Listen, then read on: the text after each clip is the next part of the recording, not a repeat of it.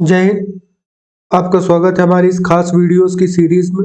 हम आपको डेली 5 ऐसे एमसीक्यूज तैयार करवाते हैं जो आपके आने वाले कंपटीशन एग्जाम के लिए बहुत बेनिफिशियल रहती है। जैसे अगर आप यूपीएससी, स्टेट पीसीएस या एसएससी या फिर सीजीएल और या फिर रेलवे की आप तैयारी कर रहे हो तो ये आपके लिए बहुत बेनिफिट रहेगा, क्योंकि अगर आपका एग्जाम आज से 1 साल बाद है तो अगर आप डेली 5-5 एमसीक्यूज तैयार करते हो तो आपके पास एमसीक्यूज का एक अच्छा अनुभव हो जाता है, क्योंकि आजकल एमसीक्यूज में लगभग तक सभी कंपटीशन एग्जाम में माइनस मार्किंग होती है। तो माइनस मार्किंग के संदर्भ में ये आपको उनसे बचा सकता है, क्योंकि आप एमसीक्यूज अगर इकट्ठा पढ़ने बैठोगे तो बहुत सारे एमसीक्यूज भूल जाएंगे। पर अगर आप डेली 5-5 एमसीक्यूज तैयार कर लेते हो तो आपके लिए बहुत बेनिफिट रहेगा। अगर आप किसी कंपटीशन की तैयारी नहीं भी कर रहे हो तो भी ये आपका दैनिक ज्ञान बढ़ाने में बहुत मददगार रहेगा। तो चलिए शुरू करते हैं।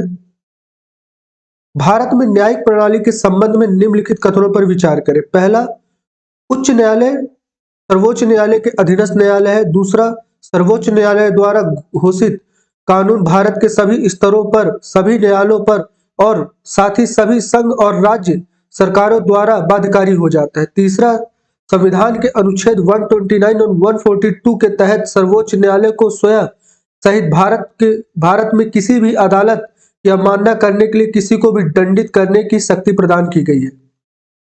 पहला है केवल 1, दूसरा है केवल 2 और 3, तीसरा है केवल 3, चौथा है 1, 2, 3। सही उत्तर है 2 और 3। भारतीय संवैधानिक ढांचे के संदर्भ में धर्म की स्वतंत्रता पर निम्नलिखित कथनों पर विचार करें।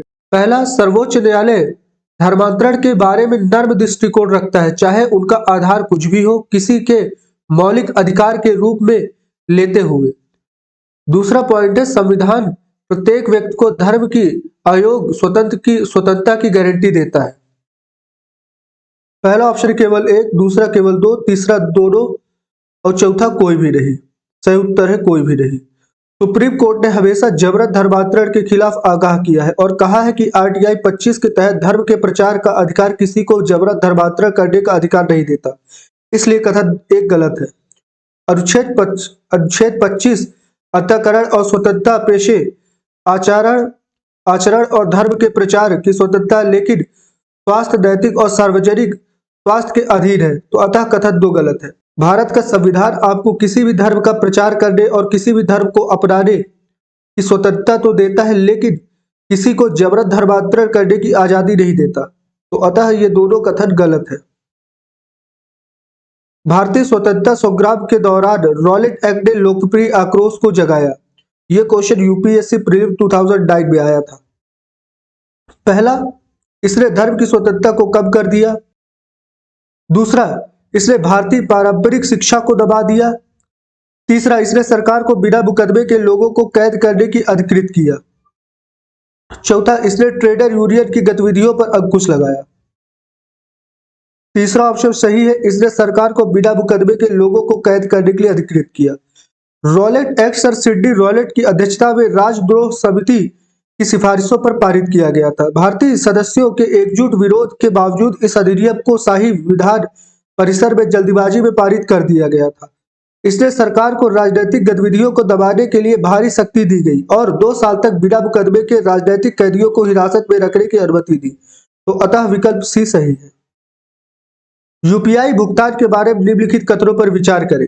यह भारतीय राष्ट्रीय भुगतान अधिनियम यानी एनपीसीआई द्वारा विकसित और वित्त मंत्रालय द्वारा विनियमित है। दूसरा, इसका उपयोग मोबाइल उपकरणों पर 2 बैंक के खाते के बीच तुरंत धन हस्तांतरित करने के लिए किया जाता है। पहला ऑप्शन है केवल 1, दूसरा है केवल 2, तीसरा है दोनों, चौथा है कोई भी नहीं। सही उत्तर है 2। इसका उपयोग बैंक में तुरंत पैसे को एक दूसरे के अकाउंट में ट्रांसफर करने के लिए किया जाता है। हाल ही में सुर्खियों में रहे विक्रम एस नामक रॉकेट में किस प्रकार के ईंधन का प्रयोग किया जाता है। पहला पॉइंट है ठोस ईंधन, दूसरा तरल ईंधन, तीसरा क्रायोजेनिक ईंधन, चौथा सेमी क्रायोजेनिक ईंधन। सही उत्तर है ठोस ईंधन। भारत के निजी क्षेत्र द्वारा विकसित विक्रम एस नामक रॉकेट का प्रक्षेपण 12 से 16 नवंबर के बीच रखा गया था। हैदराबाद के अंतरिक्ष स्टार्टअप स्काई रूट एरोस्पेस ने हाल ही में यह घोषणा की कि यह ठोस ईंधन वाला रॉकेट इंजन होगा। इस मिशन को प्रारंभ नाम दिया गया है। इस मिशन के साथ स्काई रूट एरोस्पेस अंतरिक्ष में रॉकेट का प्रक्षेपण करने वाली पहली भारतीय कंपनी होगी। इस तरह 2020 में निजी क्षेत्रों के लोगों को अंतरिक्ष के रास्ते खोलने के बाद यह नई शुरुआत होगी। आई होप आपको यह वीडियो अच्छा लगा होगा, तो वीडियो को लाइक और चैनल को सब्सक्राइब कर लीजिएगा। कल मिलते हैं नई वीडियो के साथ। जय हिंद।